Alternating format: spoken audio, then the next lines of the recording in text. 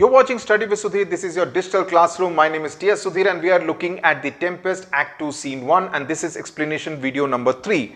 Explanation video number 3 and 4 are going to be particularly important because they give you a very deep insight into the characters of Antonio and Sebastian, right? Now, in the earlier part of the scene, we have seen a lot of nonsensical banter being exchanged between Gonzalo on one side and Sebastian and Antonio, who are constantly trolling him. Now, towards the end of the explanation video number 2, we saw a reference being made, almost witty reference being made by Gonzalo about Sebastian and Antonio, talking about the fact that if the moon actually orbited for more time, but more than 5 weeks in its orbit, these two people would actually remove it from there. They would actually take it away from there. At which point in time Ariel enters, but of course he's invisible because we know that only Prospero on that particular island can actually get to see Ariel. Now Sebastian is reacting to what Gonzalo has said before about the moon, talking about the two of them as being gentlemen of brave spirit.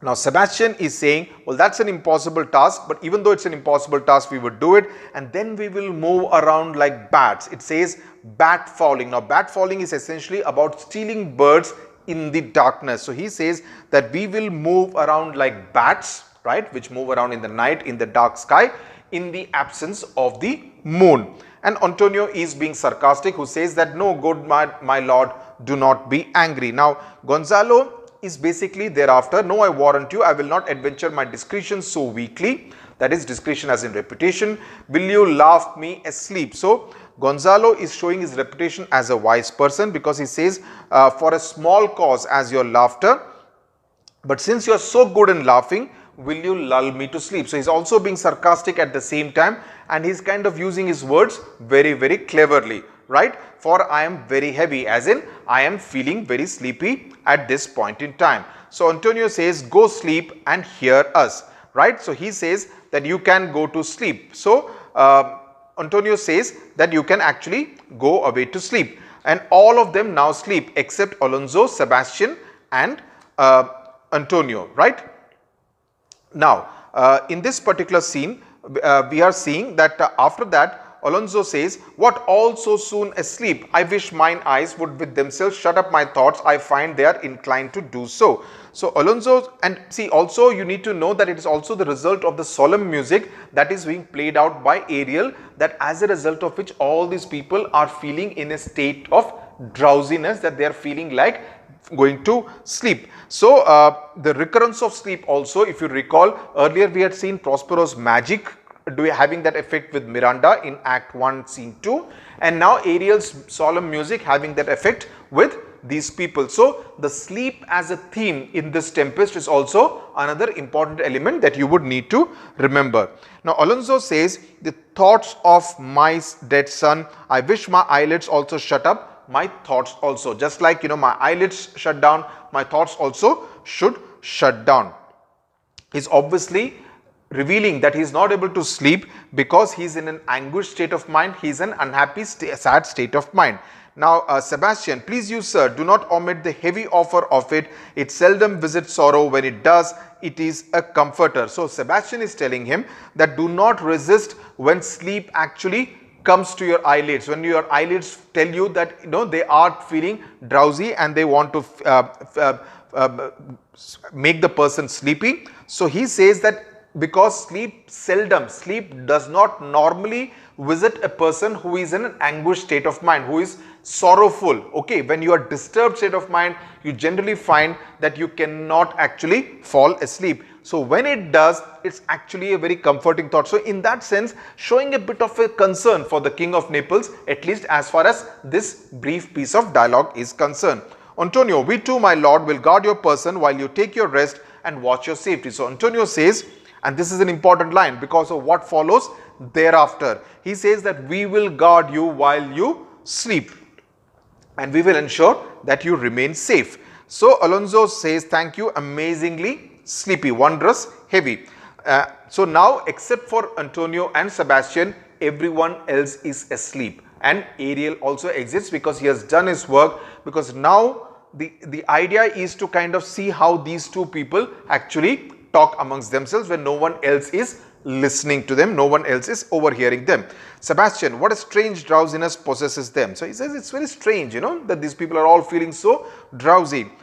Antonio says it is the quality of the climate. That's how the climate of this island is. Sebastian, why? Then how is it that our eyelids do not close? I do not find myself feeling sleepy. Antonio says, nor me.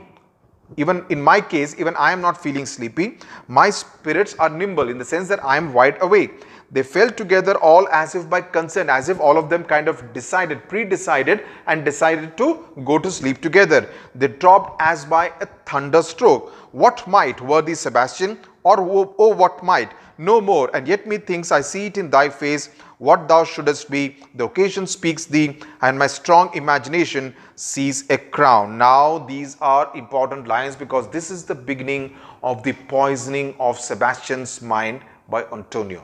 The other way of looking at it also is that Sebastian also wants someone to kind of reaffirm that he could possibly become the next king of Naples, and Antonio is doing that. He is the poison as far as Sebastian is concerned.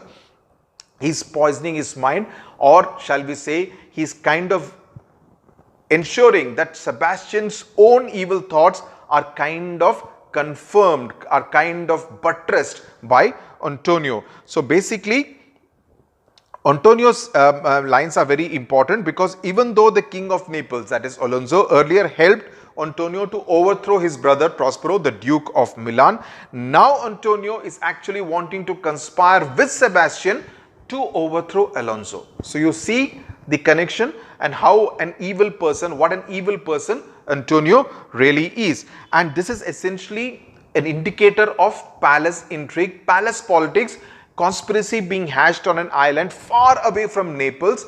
But look at the evil nature that even here they are not thinking about how safely to get back home. Even now they are actually thinking of what the best they can make of this situation, while Alonso is actually left unguarded. There is really no one to keep him safe, right? So he is actually plotting a palace coup on that remote island, right? And it's also to take advantage of this particular situation where anyway people think that so many people have perished on the high seas. So even if Alonso had also, if they go back to Naples safely and tell people that Alonso also perished on the high seas, no one would really know. So Antonio really keen to take advantage of the situation, and this is what you need to write about if you get a character analysis of question of Antonio. Now Sebastian is telling Antonio, so he's saying that, oh what power, and I think I see it in your face that the occasion tells about you, that in my strong imagination I actually see a crown on your head, right, dropping upon your thy head. Sebastian, what are you talking? Now Sebastian obviously wants Antonio to be much more clear about what he is speaking about. Do you not hear me speak? I do, assuredly, it's a sleepy language, and thou speakest out of thy sleep. So he's basically trying to say that you are blabbering in your sleep. You are not very clear about what you are intending to say. What is it that thou didst say? This is a strange repose. That is, this is a strange rest, to be asleep with eyes wide open, standing, speaking, moving, and yet so fast asleep. So he's saying that you seem to be talking in your sleep, right? That you are not entirely in your senses, you are not entirely wide awake at this point in time, which is why you are speaking whatever you are speaking now, seeing a crown on my head, right?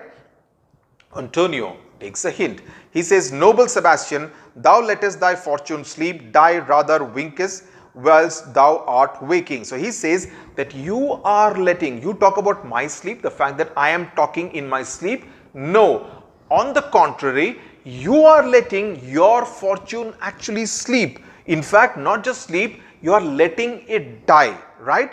And wink while you are waking, right? In the sense that you are not conscious of the fact that here is an absolutely brilliant opportunity, that you are letting your fortune die instead of taking advantage of this opportunity.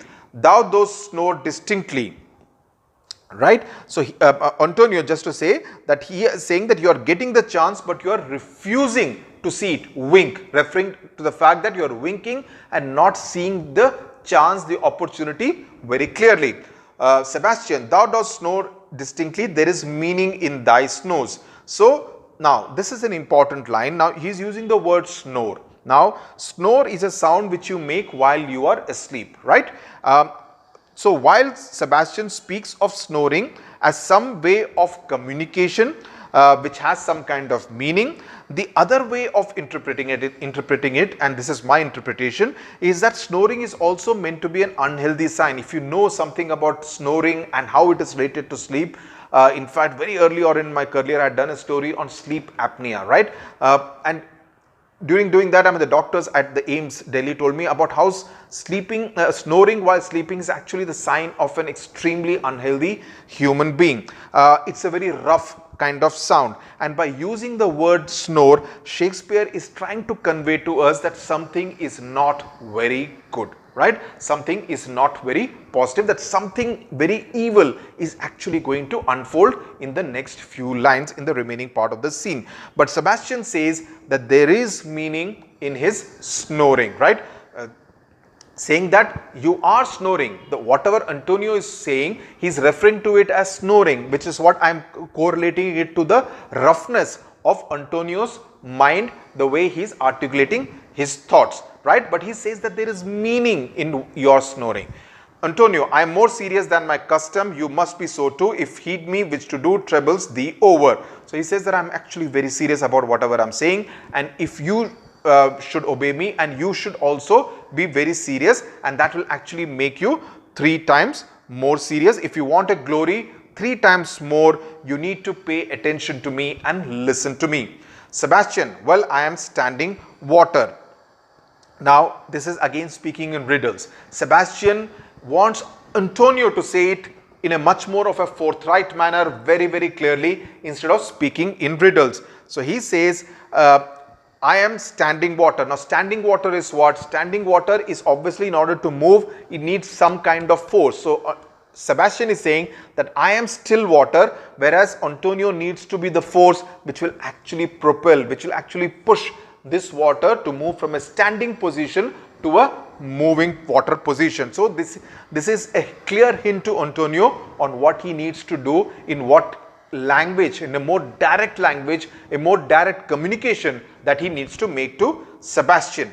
Antonio, I will teach you how to flow. So Antonio is more than willing, he is more than a willing accomplice. Sebastian, do so to ebb hereditary sloth instructs me. So Sebastian says the laziness that I inherited actually teaches me to go down. So if I am left to myself, because of my heredity, because of the kind of nature that I have, I am given to not do anything. I will just be content in the position that I am as the not the king of Naples, but as someone who is close to the king of Naples as his brother.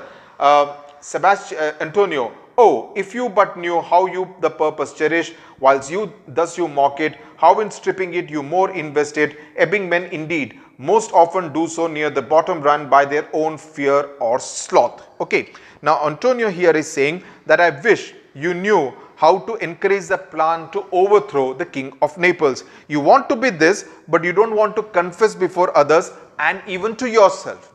Even to yourself, you do not want to say that this is what your heart and mind actually want to do, right?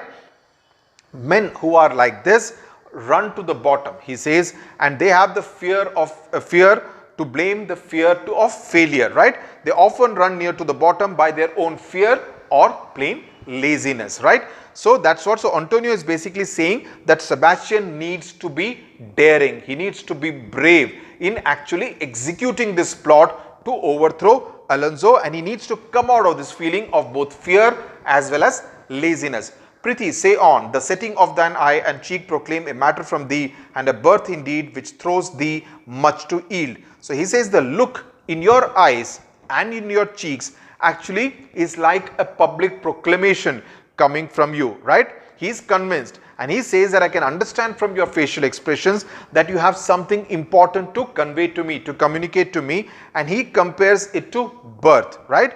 And a birth indeed which throws thee much to yield, because when a mother gives birth to a child, it is a very painful process, it's a very laborious process. So he says that this also needs a lot of effort on your part, which is what and a birth indeed which forces you to say a lot. Thus, sir, although this Lord of weak remembrance this, who shall be of as little memory. So, Antonio, and then he says, when he is earth, hath here almost persuade, for he is a spirit of persuasion, only professes to persuade. The king, his son, is alive. It is as impossible that he is undrowned, and he that sleep here swim. So Antonio is now, just like Sebastian earlier, is trying to say that Ferdinand is no more. He is actually drowned in the high seas. So first he refers to Gonzalo, who says that whose memory is short, right? And he has almost managed to convince and persuade the king of Naples that Ferdinand is not dead, that he is somewhere there on his island. So has Francisco, as we know. But he says that it is impossible, that possibility is impossible, just as these people who are actually lying here in front of us, who are not dead, but at this point in time, who he is earth, hath here almost persuade, but for he is a spirit of persuasion, only professes to persuade. So he says the king who is sleeping here is not swimming. So it is equally impossible that Ferdinand is alive. You know, making that comparison that the king, his son is alive, it's as impossible that he is undrowned. But this Lord of weak remembrance, that is referring to Gonzalo, is actually persuading Alonso that Ferdinand is still alive. So Antonio, what he is doing is slowly kind of sowing the seeds of betrayal and he's poisoning Sebastian's mind slowly. I have no hope that he is undrowned. So even Sebastian agrees that I also think that Ferdinand has drowned. Antonio, out of that no hope, Sebastian has used a double negative. Out of that no hope, what great hope have you? No hope that way is another way so high, a hope that even ambition cannot pierce a wing beyond, but doubt discovery there, will you grant with me that Ferdinand is drowned? So basically, Antonio is now saying, is basically doing the slow poison of betrayal, as I said. So he says that if you have no hope of Ferdinand being alive, as you also agree with me, from that confidence that Ferdinand has actually drowned, another hope will actually take birth, and that hope is that you can actually move up the royal ladder, the hope that you can actually get the crown of the kingdom of Naples, and ambition is actually the highest for the king. So he says that even ambition cannot pierce a wink beyond, cannot see beyond that. But doubt discovery there, will you grant with me that you are sure that Ferdinand is drowned? So he says ambition's highest point, and he's talking about royals like them, is in becoming a king, and Antonio has already done that. He's already become the Duke of Milan, overthrowing his own elder brother. So he believes that Sebastian can also do the same as far as Naples is concerned. Sebastian agrees that he's gone, and that is Ferdinand, and then tell me who is the next heir of Naples. Sebastian says Claribel. Now that's a googly. Sebastian says Claribel, the daughter of Alonso, then Antonio, and Antonio gives a very sharp response because he does not want Sebastian to be in this kind of an iffy or doubtful kind of mood. So he says, she is that the queen of Tunis, she that dwells 10 leagues beyond man's life, that is, she lives in a very distant land, she that from Naples can have no note unless the sun were post, right? The man in the moon is too slow till newborn chins be rough and razorable. She that from whom we all were sea swallowed, though some cast again, and by that destiny to perform an act, right? So Antonio wants to convey to Sebastian is that she lives in a very far off land. There is no way she is going to come to this particular place from Tunis, that she is now the queen of Tunis. So he need not kind of bother about that. So he's trying to convince that you should not kind of think that Claribel can actually be the next in throne. Post here is a reference to messenger, and when you say rough, it essentially means the reference to a bearded face, right? So he's basically saying that she lives so far away that unless the sun was her messenger, she cannot know of anything what happens in Naples, right? So very interesting kind of a comparison made there. He says that the man in the moon is slow because of old age. So it will take time for her to kind of get the news, and it will be so late that even her young children will start growing beards and they can actually start using a razor. So this is, I mean, basically what Antonio is employing out here is a lot of exaggeration in order to convince Sebastian, right? So he wants to kind of rubbish all Claribel's claims that Sebastian thinks could be possibly had in order to claim the throne of the kingdom of Naples. And he also blames Claribel's marriage for the fate that has befallen all of them, that they're all marooned on this remote island. And he says that this tempest is because of your destiny, and this is why it happened. That we will all see swallowed, though some cast again, and by that destiny to perform an act. That it was your destiny, Sebastian, that we could actually perform this act. That this shipwreck has brought us to this particular state, and we have to do what needs to be done, right? So he's obviously, but naturally oblivious to the fact that this is all the conspiracy of Prospero along with Ariel, but he believes that the tempest was a natural occurrence, and this is basically to help Sebastian and Antonio overthrow Alonso and make Sebastian the next king of Naples. And he is saying that this tempest is actually leading to your destiny to become the king of Naples. And he says, prologue, whereof what's past is prologue, what to come is yours and my discharge, right? So he says that the prologue is the tempest of the thunder and the shipwreck, and this is fate, and it is in your destiny to become the next king of Naples. Now the irony, as the readers know, the audience will know, is that it is Prospero who actually conjured up this tempest along with Ariel in order to get his dukedom of Naples, Milan, and also by extension Naples back, because he wants to get Miranda married to Ferdinand. But here Antonio is obviously blissfully unaware of what his elder brother is actually conspiring, and he thinks that this is to enable Sebastian to get Naples from his elder brother. Also, it could be because that if he helps Sebastian to get the throne, he would be doing him a favor, as we would realize in a later part of this particular scene, and Milan no longer needs to be subservient to the kingdom of Naples. So very interesting palace intrigue taking place on that remote island where all these people are marooned while the others are asleep, and in this piece of dialogue is revealed the true characters of Antonio and Sebastian.